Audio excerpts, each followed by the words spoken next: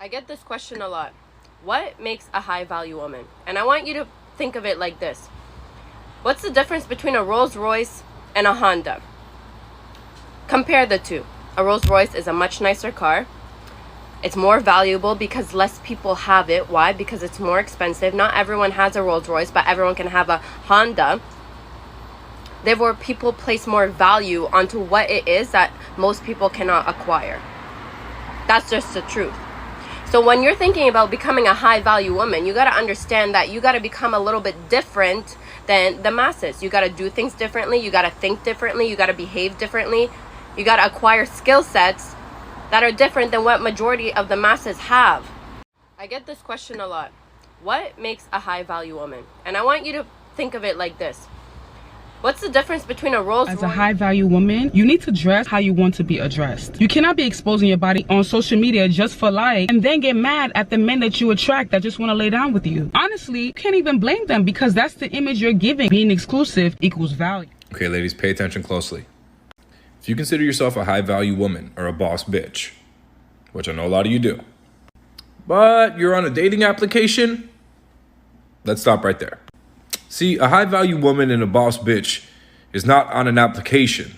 They're not on an application to publicize their availability to just anyone. A real high value woman and a real boss bitch does not seek validation from some fucking dude living at home with his mom, swiping left or swiping right while his mom's making him breakfast, scolding him for not taking out the trash from the night before. If you're a real high value woman and you're a real boss bitch, you know you got it. You know that no matter what you do, you still got it. Anywhere you go, any man would be lucky to be with you, and you're not available to the masses. And I know a lot of women are like, oh, well, I'm busy, I can't meet a man. Well, if you're so high value and you're such a boss B, then you should just be attracting dudes left and right. 3 ways you are reducing your feminine energy. My name is Ala. I'm a feminine embodiment coach. Follow my account for more tips. Did you ever ask yourself a question why some women radiate elegance, beauty, and feminine magnetism while others don't have the same vibe? What is their secret? What do these women have that others don't? Well, the answer is very simple yet complicated. It's all about the feminine energy. These women, they embody their feminine energy. And in addition to that, they also avoid things that may reduce their feminine energy. Number 1 is being so goal-oriented that you literally don't have time and energy for this spontaneous fun to spice up your life. Number 2 is neglecting self-care practices and also not planning the time for the pleasure and leisure. Number 3 is staying in the toxic relationship or choosing to stay in that relationship that really drain you and keep you. Here are 5 mindset shifts to start in order to become a high value woman. Number 1 is you don't beg, you don't settle. No bare minimum shit. A high value woman doesn't put up with low value bullshit. Number 2 is making self-love, self-care your priority. Start speaking to yourself nicer. Start taking care of yourself the way that you wish someone else would take care of you. Better than that.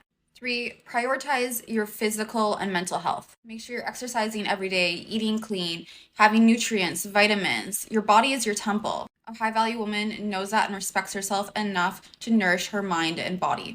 Number 4 is spend time learning. Develop your mind. Read books, meditate, journal, watch YouTube videos, anything to help you learn yourself, learn the world around you, and elevate your consciousness level. Number 5 is have goals for your life and start working towards them. If you want to become a high value woman, you absolutely need to be doing these 3 things. Now, spoiler alert, it has nothing to do with the designer bags in your closet, the degrees on your wall, the money in your bank account, and it's also more than just what you look like. No, being a high value woman is a lifestyle. It's a way of living. And if you're not doing this, then unfortunately you cannot claim that title. I don't make the rules. Well, I guess I kind of do. Okay, so the first thing a high value woman does is she is comfortable shifting into her feminine energy, and she doesn't look at it as a weakness. And when I say feminine energy, I'm not talking about being submissive. I'm talking about being warm, sensual, receiving, nurturing, being affectionate, and letting other people take the lead. Which brings me to number 2. High value women practice self-care because they understand that if you want to nurture someone else, you have to nurture yourself first. When I say self-care, I'm not talking about getting eyelash extensions. I'm talking about taking care of your health. Like, are you going to the gym? Are you eating healthy foods? Are you meditating? meditating? Are you sleeping 8 hours? Because self-care is self-respect, and the most respected women are the ones who respect and prioritize themselves. Which brings me to number 3. A high-value woman not only knows her worth, but she also upholds her standards. For example, she doesn't ignore red flags. She doesn't accept the bare minimum.